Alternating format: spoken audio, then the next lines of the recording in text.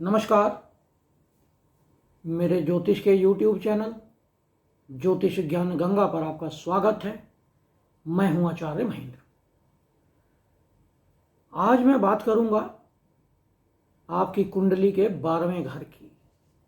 हमारी कुंडली में 12वां घर इतना महत्वपूर्ण क्यों है,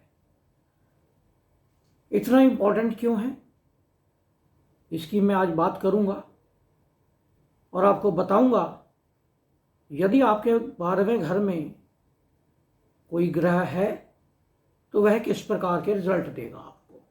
12वां भाव जो हमारे आत्मचिंतन का भाव है, मोक्ष का भाव है।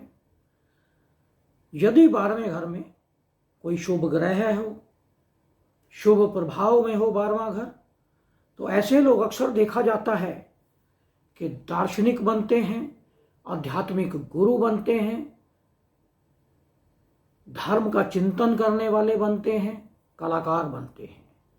12वां घर हमारी छुपी हुई प्रतिभाएं हैं, हमारा छुपा हुआ जो हमारे भीतर कैपेबिलिटीज हैं वो 12वां घर है। और यदि हम अपनी छुपी हुई कैपेबिलिटीज या छुपे हुए प्रतिभा को यूज करते हैं तो हम विश्व में विख्यात हो सकते हैं। 12वां घर व्यक्ति को समाज में अटेंशन दिलाता है। और यदि 12वें घर पर पाप प्रभाव हो तो ऐसे लोगों को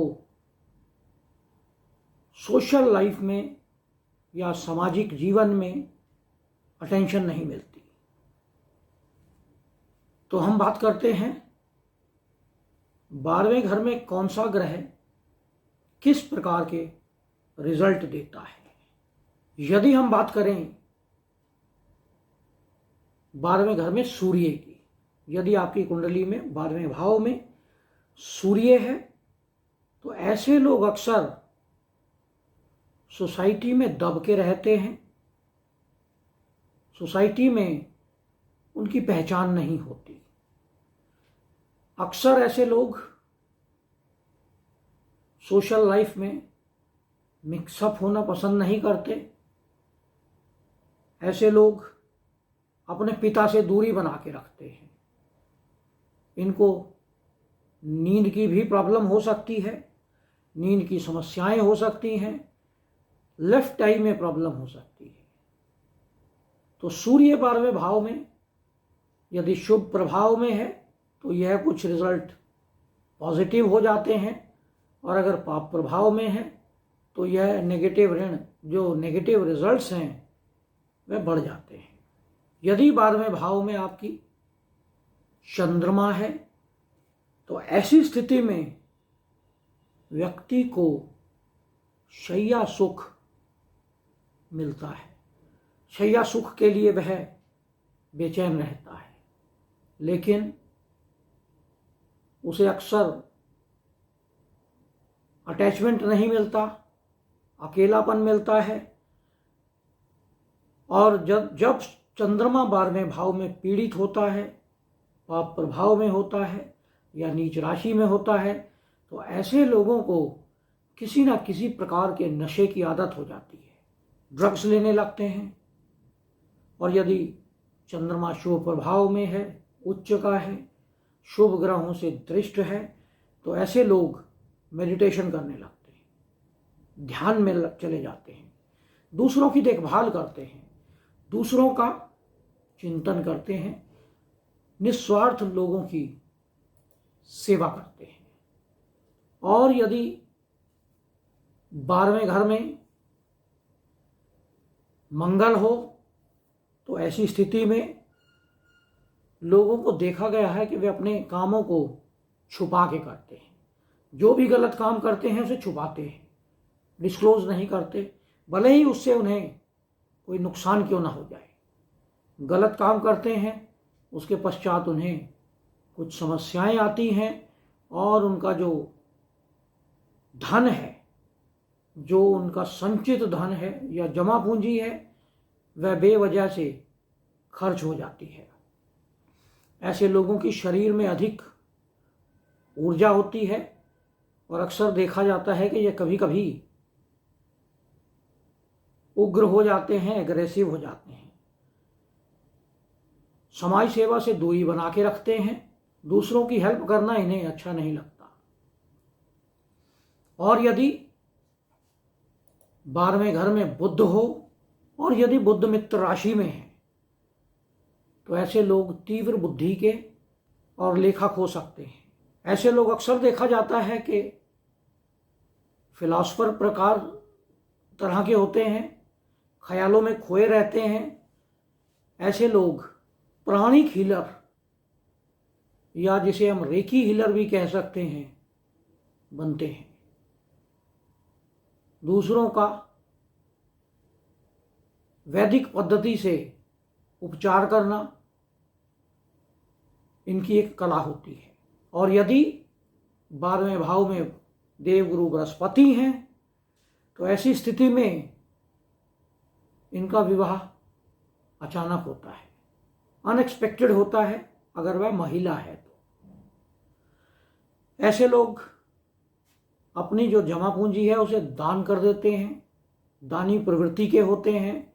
ऐसे लोगों का ध्यान बहुत जल्द लगता है, मेडिटेट बहुत जल्दी करते हैं और अपने जो भी गुरु हैं उन्हें गुप्त रखते हैं।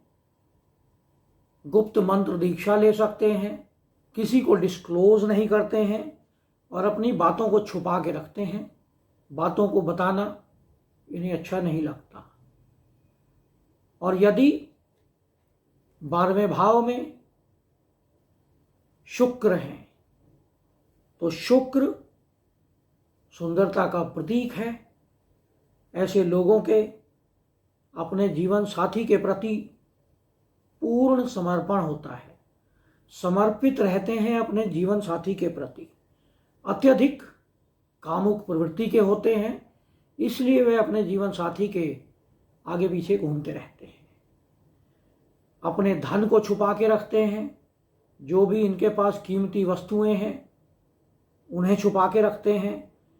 अपने प्रेम संबंधों को छुपा के रखते हैं, किसी के साथ डिस्कस नहीं करते। तो यह स्वभाव उन लोगों का होता है जिनका शुक्र 12वें भाव में है। यदि 12वें भाव में शनि हो तो ऐसे लोग अक्सर देखा जाता है कि लोगों की निस्वार्थ सेवा करते हैं, बेवजह अपना सब कुछ लुटाने को तैयार हो जाते हैं। कभी कभी इन्हें आंखों की समस्याएं भी आती हैं। आंखों में कई बार मोतियाबिंद का जल्दी आना, आंख में चोट लगना, ये समस्याएं होती हैं। कर्ज इन पर अधिक होता है। ऐसे लोग धर्म के प्रचार प्रसार में लगे रहते हैं। यदि शनि शुभ प्रभाव में हो, यदि 12वें घर में राहु है तो ऐसी स्थिति में व्यक्ति को असाध्य बीमारियां हो सकती हैं। कोई उन्हें गुप्त रोग भी हो सकता है या कोई ऐसा रोग जिसका इलाज नहीं है, और यह अपनी सभी गतिविधियों को गुप्त रखते हैं। और यदि कोई दूसरा व्यक्ति भी इस प्रकार का है तो उसके साथ यह अपने आप को ढाल लेते हैं। उसकी गतिविधियों को भी गुप्त रखना ये जानते हैं। अपने ससुराल के साथ बहुत अच्छे संबंध नहीं होते ऐसे लोगों के जिनके 12वें भाव में राहु होता है। यदि आपके 12वें भाव में केतु है, केतु मोक्ष का कारक है और 12वां घर भी मोक्ष का है, तो जिनके भी 12वें भाव में केतु है वह मोक्ष की ओर उनका झुकाव अधिक होता है।